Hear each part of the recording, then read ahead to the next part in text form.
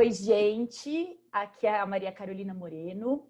Hoje eu trouxe para vocês uma entrevista para a gente discutir como estruturar um serviço de controle de infecção. E quem vai estar conversando com a gente é a Tayana. Tayana, conta um pouquinho para a gente quem é você, de onde você veio, qual é a sua experiência, para a gente poder começar.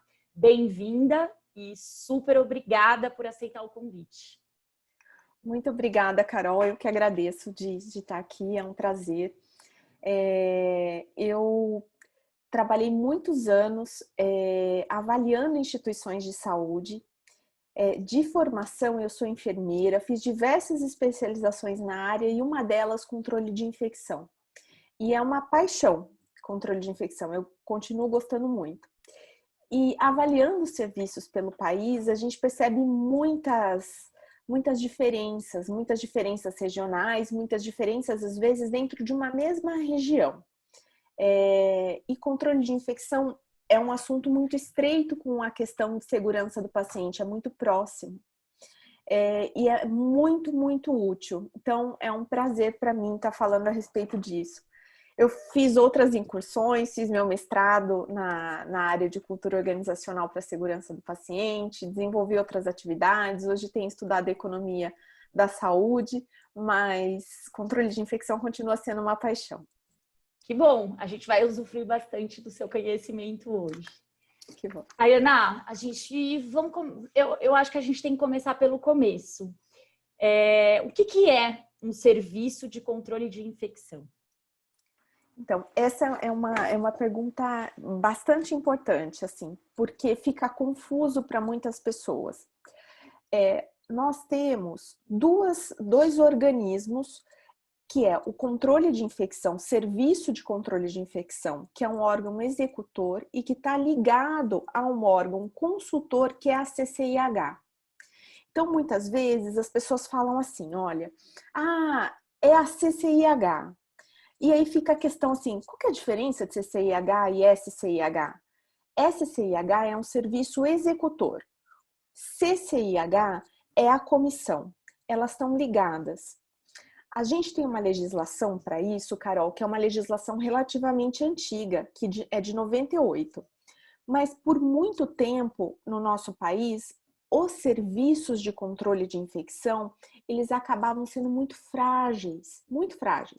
E mais para cumprir um protocolo no momento que essas instituições recebiam visita de algum organismo sanitário. Porque era uma medida, uma disposição legal, é necessário ter.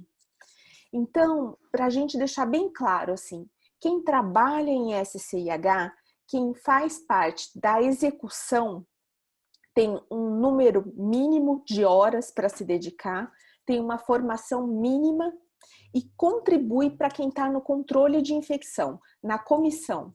A comissão pode se reunir uma vez por mês, uma vez a cada 2 meses, mas ela depende de uma SCIH muito atuante. Bacana.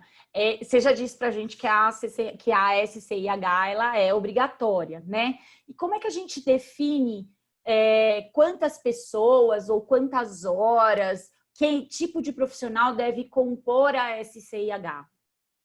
O controle de infecção, a portaria 2616, quando ela foi criada em 98, ela colocava o seguinte, a gente estava num contexto histórico de discutir o controle de infecção, até por acontecimentos políticos que foram da época. E eles colocaram como profissionais executores para cumprir o serviço do SCIH, no mínimo 2 técnicos, com horário exclusivo para aquela função. Um médico que pelo menos ficasse 4 horas dia e um enfermeiro pelo menos 6 horas dia. Isso para uma instituição de 200 leitos. E aí se fazer ajustes conforme fosse tendo acréscimo de leito. Então, 200 leitos ou fração, você vai ajustando. Uhum. Na realidade, além disso, é importante que a gente tenha uma clareza de que há instituições com muitos leitos de terapia intensiva. A terapia intensiva consome muito do controlador de infecção. Unidade de queimados também, né? Unidades de câncer, oncologia, hematologia também, transplante também. Então, é importante levar isso em conta na hora de compor, mas minimamente um médico e um enfermeiro dedicados a isso. 4 horas para cada 200 Médico, leitos. 6 horas enfermeiro. Legal. Aí, e os ajustes para fração de Legal. leitos. Legal. Tá? E a gente deve registrar esse CIH em algum lugar? A gente precisa registrar esse CIH na Anvisa? O correto é registrar, sim. A comissão, ela deve ser formada e está descrito ali quem é membro consultor da comissão e que papel ele tem, e a legislação traz indicações de quem deveria compor. Então, assim, representante médico da instituição, representante enfermeiro da instituição, farmacêutico, laboratório de microbiologia, o laboratório, a farmácia, minimamente, e a administração. Isso precisa estar nominalmente constituído dentro da instituição, essas pessoas tomam posse ali, e o serviço de controle de infecção também está incluído. Nisso daí, está discriminado quem faz parte do SCIH. A Anvisa tem sido mais atuante nos últimos anos, bem mais atuante. Tem crescido a atuação com relação a isso, e a gente tem dados hoje no Brasil que nós antes tínhamos mais para um ou outro estado. Hoje a gente consegue ter uma visão de fato nacional. Isso é mérito do esforço da Anvisa nesse sentido. Então, eles pedem sim que a gente encaminhe para eles e mantenha sempre atualizado. É comum que as instituições troquem profissionais. Isso é uma dúvida das instituições. Ah, mas e se eu troquei, meu chefe da farmácia não é mais o mesmo? Atualiza e manda outra vez. A proposta é que não seja um serviço fake. A proposta é que seja um serviço real. Então, você, controlador de infecção, que está escutando a gente agora, você administrador de uma instituição que precisa de um controle de infecção atuante, não é problema a gente mandar para a Anvisa uma nova lista de nomes. O que a gente precisa ter em mente é que é importante que aquilo esteja atualizado, é importante que as reuniões periódicas ocorram, e é importante que vocês tenham um serviço de controle de infecção que entregue o que vocês precisam para a tomada de decisão dentro da instituição. Isso faz muita diferença. Eles precisam, então, e o que deve fazer um serviço de controle de infecção? Quais são as suas tarefas obrigatórias? Assim, que a gente, o mínimo que o serviço de infecção pode fazer? O serviço de controle de infecção tem como obrigação legal organizar um PCIH, que é um Programa de Controle de Infecção. Dentro desse PCIH, ele vai descrever como ele vai realizar naquela instituição uma série de serviços, uma série de trabalhos, de tarefas. E isso envolve vigilância das infecções relacionadas à assistência à saúde, envolve medidas para uso racional de antimicrobiano, envolve controle de micro-organismos multiresistentes. Para instituições onde a gente não tem um núcleo de vigilância epidemiológica, que é a maioria das nossas instituições no país, as doenças de notificação compulsória também passam pelo controle de infecção. A participação nas obras, então desde o início do planejamento, a execução, tudo isso precisa estar colocado. Então, dentro avaliação de fluxo, né? Os fluxos dentro das organizações. Os protocolos, o que for procedimento, precisa de validação. Tudo que tiver risco para a infecção precisa de validação. Então, o SCIH tem um papel determinante. Ele precisa permear as mais diferentes áreas. Ele atua com o compras, ele atua na padronização, ele atua nos testes, atua junto à central de material, ele atua junto a serviços básicos de apoio, lavanderia, nutrição, retirada de resíduo, controle de potabilidade de água, até o tratamento de pacientes que estão graves nas nossas terapias intensivas, com micro-organismos multiresistentes, com uma terapêutica muito limitada, onde a gente vai ter que trabalhar firme com um laboratório de microbiologia para poder propor tratamento. Então, a atuação essas 4 horas propostas e as 6 horas propostas aí os enfermeiros são praticamente, é o mínimo do mínimo do mínimo que eles têm que estar na organização trabalhando dedicados a SCH, porque tem tanta coisa para fazer, né? Tem muita coisa para fazer. E assim, um recado, Carol, se você me permite dar aqui, Claro. eu sei que tem pessoas do país inteiro assistindo. A Carolina sabe, eu sei, nós temos realidades muito diversas. E nós gostaríamos de deixar muito claro para vocês que a gente não precisa ter um padrão de só conseguir comprar itens de alta tecnologia, só conseguir com muito RH. Há possibilidades da gente se ajustar dentro das realidades da instituição e que há caminhos tipo pacotes que a gente encontra hoje muito mais fácil do que antigamente, muito mais fácil que quando eu fazia controle de infecção, porque a internet tem ajudado demais, mas não pegue um pacote pronto para executar seu programa de controle de infecção. Conheça a realidade local, conheça a casa. Esse é um segredo. Conheça aonde você está trabalhando. Acho que, na verdade, eu tenho repetido, para quem já viu outros vídeos no canal, acho que uma das primeiras coisas que eu falo para trabalhar a segurança e qualidade assistencial é assim, olha primeiro para o perfil da sua organização. E eu acho que a CCIH vai na mesma máxima, né? Não adianta, não tem um serviço que é um pacote pronto, não vai atender necessariamente as necessidades daquela organização em si, né? Sabe uma coisa que me perguntam bastante, que eu acho que é importante trazer aqui? Como é que a gente faz, como é que a gente pode estruturar a busca ativa das infecções relacionadas à assistência, principalmente dentro dos hospitais? Como é que a gente faz para identificar isso? Quais instrumentos, quais informações podem dar essas dicas para a gente? Como é que você sugere que as organizações estruturem essa busca ativa? O ideal é que a vigilância seja ativa. Por muito tempo, nós tivemos esquemas de vigilância passiva.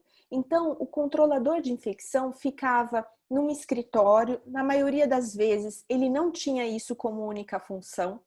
E aí alguém aparecia e dizia para ele, olha, eu acho que está tendo muita infecção urinária no setor tal. Olha, o nosso berçário está com um surto de impetigo. E era de uma maneira passiva. A busca ativa faz diferença e não adianta a gente visitar loucamente, obsessivamente o hospital inteiro, como se todas as unidades tivessem o mesmo risco, tá? Então, é importante, sim, que o controlador tenha uma aliança muito próxima com as unidades assistenciais, muito próxima e muito verdadeira, sim, realmente muito verdadeira. É para estar junto no barco. E com a microbiologia, porque você vai passar, você vai ver, por exemplo, numa unidade de terapia intensiva, quem está de catéter, quem não está, quem está em ventilação mecânica, quem não está, quem está com sonda vesical de demora e quem não está. Tem quem consiga hoje fazer isso num tablet. Tem quem vá ainda com uma folha de papel e uma prancheta e conte quantos tem para dar um número de dispositivos dia.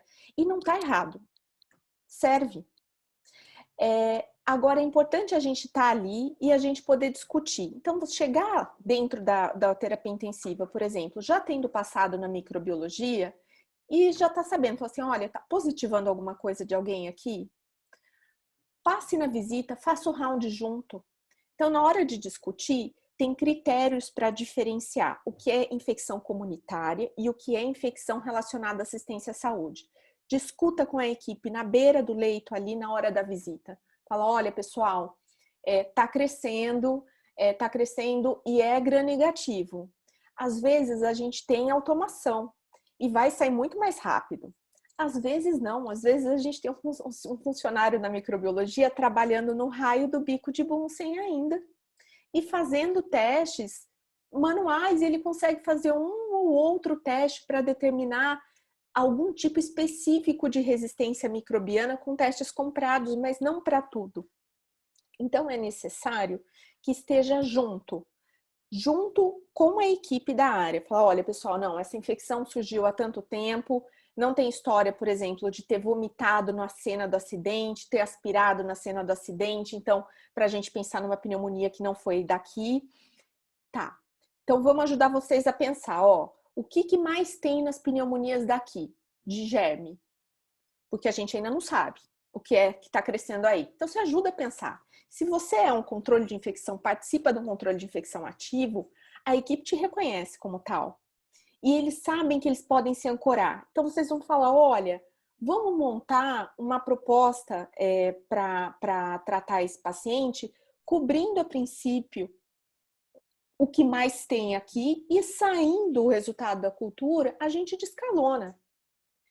E passar esse resultado, falar, ó, tá crescendo, ó, é gram negativo. Aí o pessoal já fala, putz, então, acho que pode ser, o que será que pode ser? Ah, será que é uma pseudomonas? Será que é um acineto? Participar dessa conversa, essa conversa é para o médico e é para o enfermeiro também. Isso vai fazer, olhando o raio-x, olhando essa discussão ali, falar, não, paciente em ventilação, tanto tempo dentro da instituição, é sim uma pneumonia associada à ventilação, é uma infecção relacionada à assistência à saúde. A equipe entende, porque você está colocando ali. Você é legitimado, né, pela equipe para dar esse tipo de parecer, né? Está com eles para poder discutir. É importante estar junto. Avaliando instituições pelo país, aconteceu diversas vezes de passar em terapias intensivas e eles falarem assim, olha, moça, você já foi no SCIH? Eu falava, ainda não. Só assim, então eu vou te contar, ó. Eles acham que a gente tem uma pneumonia que a gente não tem, tá? Porque, ó, eles contam errado. Deixa eu mostrar para você como é que eu conto aqui. Então, o que eles estão dizendo com isso? Ó, eu não confio na relação que eu tenho com o SCIH dessa instituição. Ou né? não concordo com os protocolos. Os critérios. Né? Eu acho que o que você colocou é muito frequente, né? Muito essa discordância dos padrões, dos critérios que vão fechar a infecção, é uma discussão enorme. E invariavelmente tem essa, né? Não, imagina, a CCH está contando errado. Não é. Né? É bem complicado. Isso é uma traqueite, não é uma PAV. Não, isso é uma traqueite. Então, assim, é importante que a gente consiga dizer para eles também, falar, olha, os critérios não são só o diagnóstico médico dele considerar aquilo uma traqueite. Eu tenho uma série de critérios que eu levo em conta. Hoje, pessoal, o nosso critério é nacional. A Anvisa disponibiliza e atualiza. Então, tá, a gente pode concordar com tudo, pode discordar de algumas coisas, pode achar que algumas coisas estão confusas, mas a gente também pode escrever para eles e falar, gente, ó, acho que tal fato aí a respeito da hemocultura eu não estou concordando, não. Dá uma olhada. Então, é muito melhor. A situação hoje no país está muito melhor do que estava antes. Mas tragam os serviços para vocês. Expliquem, ó, eu tenho esse critério, esse é o meu critério, eu preciso computar por aqui, porque nós comparamos cidades, estados e regiões brasileiras com critérios definidos. Então, são critérios que não é só o diagnóstico médico, envolvem outras questões. E quando a área entende isso, e a área entende que você está ali, você não está tentando culpá-los por ter mais uma infecção, pelo contrário, como aquilo acomoda, sabe? Para eles fica mais claro e começa a ser possível um trabalho em conjunto para combater o que realmente precisa ser combatido, que é a incidência da infecção dentro da instituição, que é um inimigo comum, que nem a chefia da terapia intensiva quer, nem a chefia da NEL quer, nem a chefia da cirurgia quer. Então, essa questão de estar presente, ela é importante. Passar no laboratório, sair com as parciais, gente. Não é para vocês serem surpreendidos. Saiam com as parciais, que seja numa prancheta. Vai para discutir, tô com parcial disso aqui, mas o que vocês estão pensando? Pelo critério é isso. E vocês vão marcando, tá? Tem um mês para fechar. Para a vigilância do grosso das infecções, a gente vai estar ali presente. Para a vigilância de infecção de sítio cirúrgico, nem sempre, porque esses pacientes vão embora num curto período de tempo.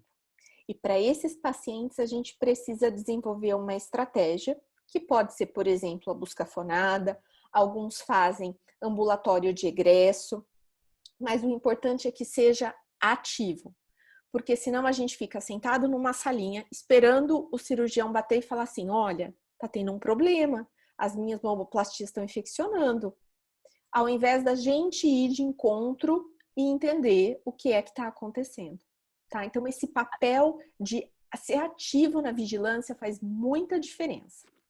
Faz diferença e vai trazer resultado em geral, né, da experiência que esse paciente teve dentro do hospital e da segurança de estar sendo submetido a um procedimento aí, né? É muito legal, a gente está falando bastante do trabalho da SCH dentro dos hospitais, né? Em quais outros tipos de serviço você considera importante a atuação da SCH? Não existe alguma regulamentação para outro serviço, a obrigatoriedade da SCH? Não com esse nome, da portaria 2616, que é uma portaria antiga, que ainda está em vigor, mas é antiga, mas, por exemplo, dentro de serviços de diálise, tem um papel preponderante. E existe um dispositivo na legislação de diálise que é o acompanhamento de infecções e eventos adversos. E eles usavam esse termo antes da gente ter a RDC 36 de 2013, que trouxe um novo conceito de evento adverso no país. Então, a questão das peritonites, a questão das infecções de catéter, as infecções, as fístulas, as infecções de fístula aparecem e, assim, são de fundamental importância. Vocês vão falar assim, pessoal, a gente precisa montar a mesma estrutura aqui para dentro do hospital? Não precisa ser a mesma estrutura, mas precisa ter uma estrutura que olhe para isso. E dentro dessas áreas, a gente tem algumas questões muito, muito sérias. A gente tem exemplos nacionais muito sérios. A gente teve casos no Nordeste de grandes contaminações de água e a gente teve vários pacientes que morreram em hemodiálise. Então, o cuidado com a água é preponderante. Processamento de linhas e capilares também. É de um risco, é um volume de sangue e a gente ainda pode reprocessar. Então, vai ser manual? Não vai? E ele é um risco para o paciente se a gente entrega isso sem a devida condição e é um risco para o colaborador que está ali. Então, o SCIH, ele tem um papel ativo com o doente, para com a instituição, para com o colaborador. Quanto mais vocês conseguirem estruturar a penetração de vocês na área com uma forma de parceria, não como uma forma de vigilância punitiva. Não, é para ser parceiro mesmo, para construir boas práticas juntos. As dificuldades aparecem e a gente precisa lidar com elas. Isso faz muita diferença. Hoje em dia, tem gráficos mostrando isso acontecendo no mundo inteiro. Estados Unidos, Canadá, países europeus e países em desenvolvimento como os nossos.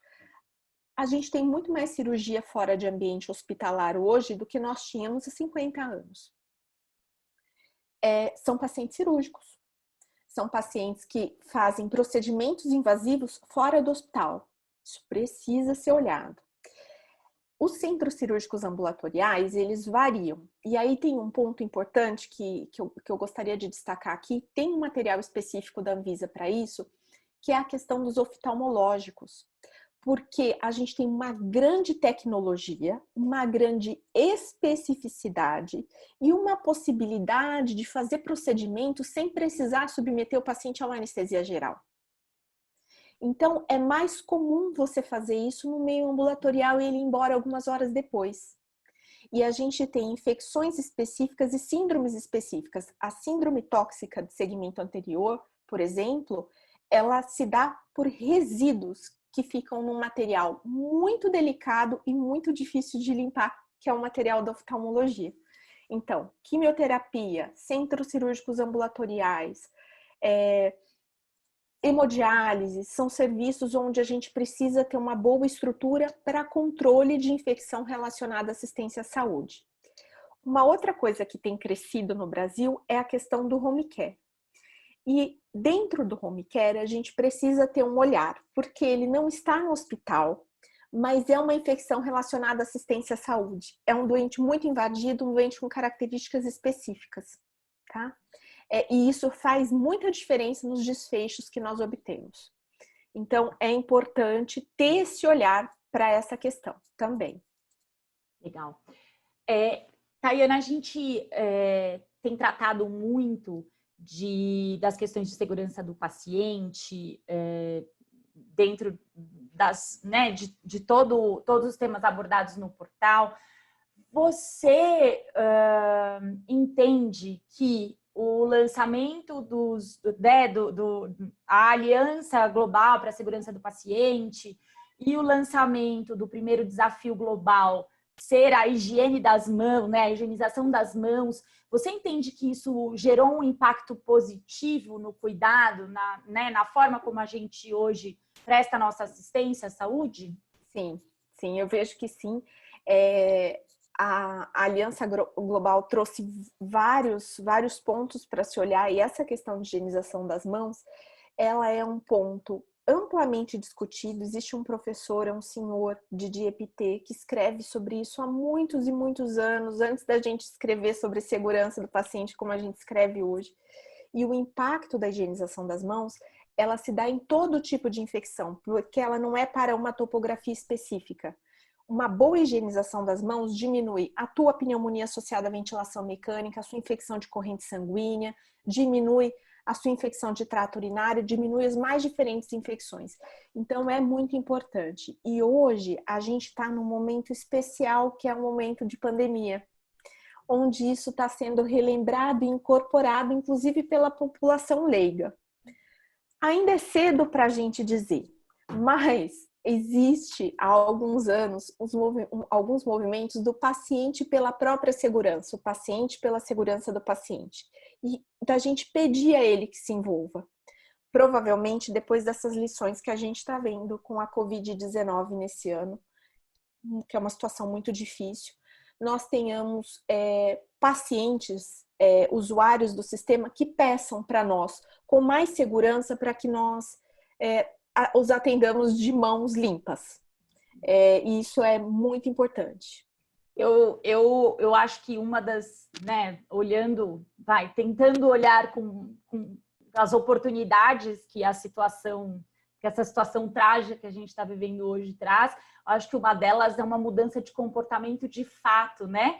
Porque para a gente era tão desafiador convencer os profissionais de saúde, mostrar para eles a importância, mostrar o impacto da não lavagem adequada das mãos. E aí agora vem uma pandemia para poder ensinar todo mundo que o ato de lavar as mãos faz muita diferença. Coisa que a gente vem falando há muito tempo, né? Então, acho que é bem importante. Tayana, para encerrar, o que uma baita SCH, um serviço de infecção hospitalar tem que os outros não têm? O que faz a gente considerar um serviço de SCH sensacional? A gente consegue, na avaliação, você sabe disso muito bem, perceber quando uma instituição trabalha bem os riscos relacionados à infecção e é bem assessorada por um serviço de controle de infecção. Isso está presente em todo o hospital, em toda a instituição de saúde. Você enxerga isso quando você avalia farmácia, você enxerga quando você avalia laboratório, você enxerga quando você avalia a lavanderia, a limpeza, a nutrição. As pessoas sabem porque elas integram ou não integram determinados itens em estoque, porque elas fazem determinadas coisas ou não, elas têm um propósito em comum. E uma maneira de chegar a isso é fazer uma boa aliança com todas as áreas. Nessa pandemia, a gente teve uma experiência que eu acho que ela é bastante importante. Nós tivemos inicialmente uma escassez de equipamento de proteção individual. E aí surgiram os mais diferentes tipos de protocolo na tentativa de que os profissionais continuassem usando máscaras, mesmo que a gente fizesse coisas que não se fazia antes. Por exemplo, tentar reprocessar uma máscara. É importante, gente, que o pessoal do SCIH, junto com a comissão, esteja em consonância com o que está acontecendo na área. Então, se a máscara não veda, ela não veda. O profissional ele vai acreditar no controlador de infecção e na saúde ocupacional se eles perceberem que estão todos juntos. Se for para ir um para frente, fala assim, não, mas eu tô na minha sala, não tem problema, a máscara não vedar para mim. Quem vai fazer parte da UTI Covid é você, não sou eu. Não, não é esse tipo de pensamento que a gente pode ter. Então, a gente precisa estar junto. Então, ó, veda, não veda. Não veda, a gente vai descartar e a gente vai ver outra possibilidade, porque a gente vai proteger também o colaborador que está aqui. Quando eles têm essa clareza, fica mais fácil para eles. Eles têm essa clareza de autoproteção, eles sabem que eles estão sendo olhados e sabem que os pacientes estão sendo olhados também.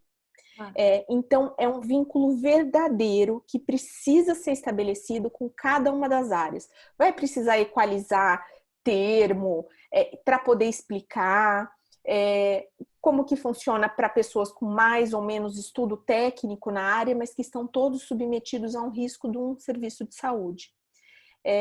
Um controle de infecção que funciona muito bem, ele não é aquele que que gasta mais dinheiro, que tem os melhores testes do mercado, não é o do hospital que realmente consegue comprar todos os tipos de antimicrobianos na marca referência.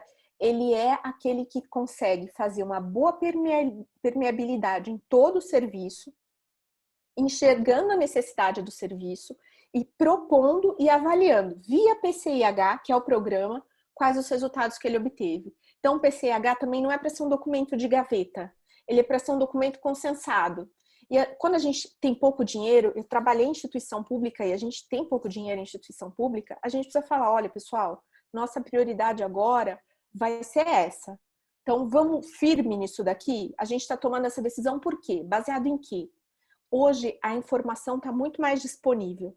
Então, aproveitem, busquem nos sites oficiais e desenvolvam, construam uma relação verdadeira com cada uma das áreas. Assim, vocês conseguem entregar um excelente serviço e servir de apoio para a administração do hospital.